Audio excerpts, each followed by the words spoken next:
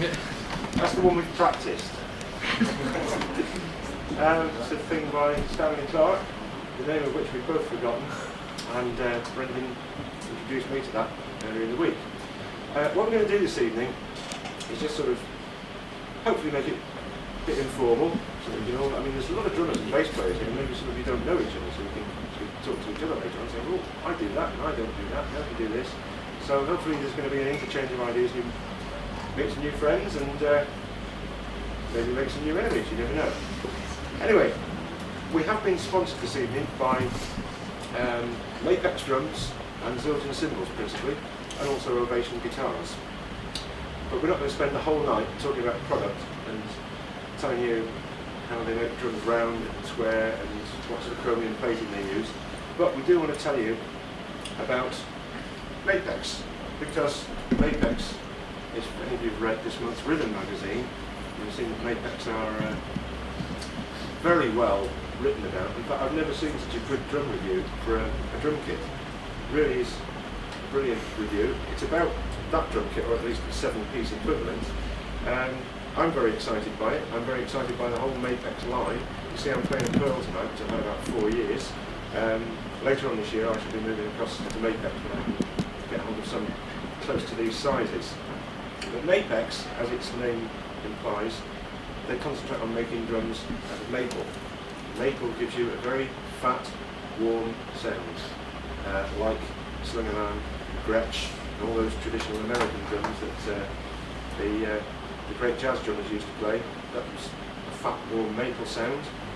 And the move is back towards maple from birch, which is a very heavy attack and a lot of bottom. That fat, warm birch sound, maple sound, is coming back. Yamaha have just brought out a new range of custom maple drums, which cost an arm and a leg. It may surprise you to know that drum kit there, in its lacquer finish, beautifully made, beautifully made. Every time I look at it, my heart jumps a beat. I just love drum kits. That's the full retail price of that kit, including stamp, is £850. That's made of maple and hardwood laminates and comes with a metal shell snare drum. But £850. Because maple's a very expensive wood. If you get a Yamaha maple drum kit, it's going to cost you best part of £3,000. So that's very, very good value for money. All I can say to you is read the writer. We're also sponsored this evening by Zildjian cymbals, who've been very kind to us. We've just introduced into the store the new Zildjian scimitar range, which is a less expensive way of buying a cymbal with Zildjian written on it. And they're made in a in a pressed way. They're pressed out of sheets of steel, as opposed to the rest of the Zildjian range, like the K range, which I've got on this kit, and the A range, which most of you will know. They're actually made in a cast way, with molten metal being poured into a cast and scraped off and hammered. But those cymbals, which you can try later on if you wish, the Zildjian scimitar range, they are very, very good cymbals for the money. They beat other budget price cymbals into a cocked hat for sound. If you don't believe me, take a stick to them and try them. Anyway, I think that's enough about the product, really. I think we'll play something else so we can get a bit bored. Is there anything else I said I was going to say? Do you all know Brendan, by the way? This is Brendan Rothwell, well-known bass player of this parish, now on our staff here as our high-tech specialist. But of course he's principally known as a bass player, so we've employed him as a bass player now. Oh, employed, I use the word very loosely. My name's Tony. We're going to try and put something together now for you, and then we'll talk about something else. But hopefully tonight is not about product, tonight is about music, about playing music.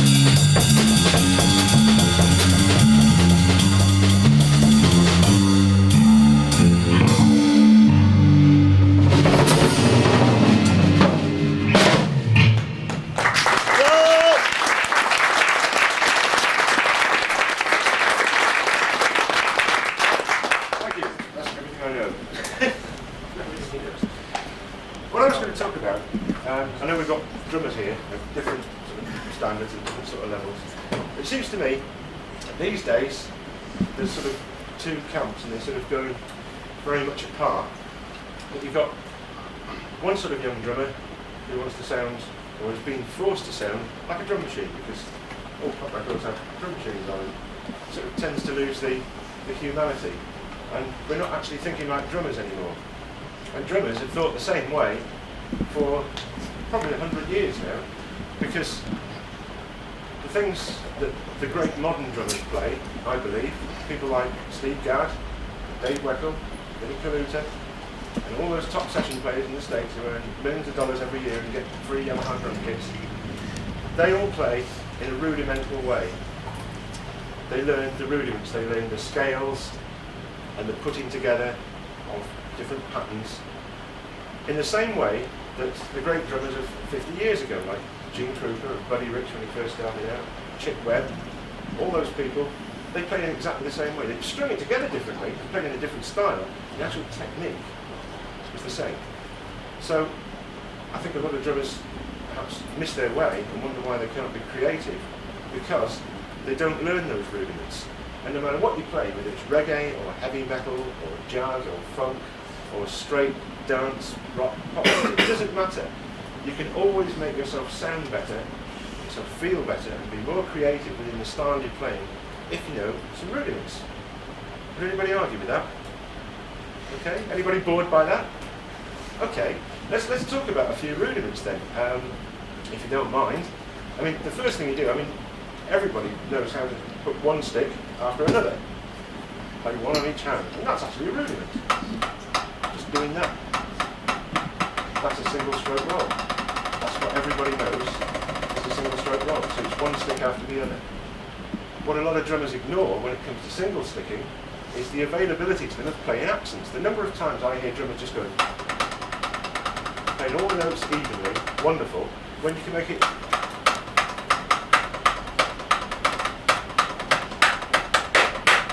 that's just by playing one note heavier than another. Working some out. Works in triplets as well, 3 to a beat.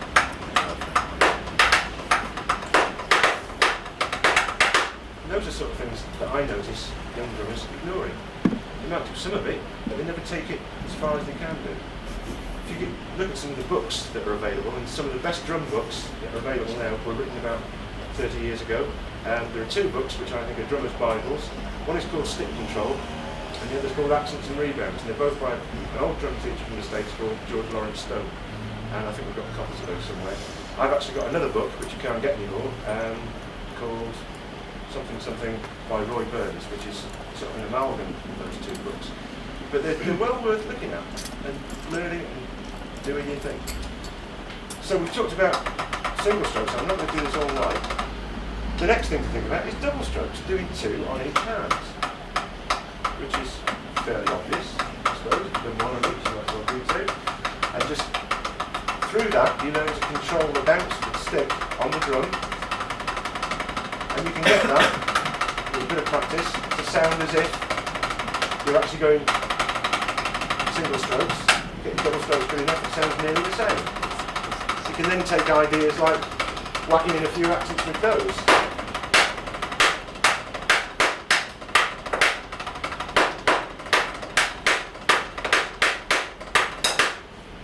Single strokes and double strokes. As I say, I'm not going to take all night. If you really want to go to town on it, you can start learning all the rolls, the right length, like 5-stroke roll, 7-stroke roll, 9-stroke roll, and so it goes on. That gets you really disciplined.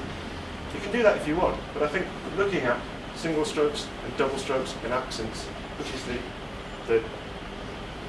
the basis of rudimental drumming, just looking at those things on their own are worth doing. And the other one, which I shall finish with when I've got to this one, which mixes up single strokes and double strokes in an intelligent way, is the paradiddle. Who does know what a paradiddle is? Okay, right, so I'm not preaching to the converted. That's a minority of people who know what a paradiddle is. Okay, a paradiddle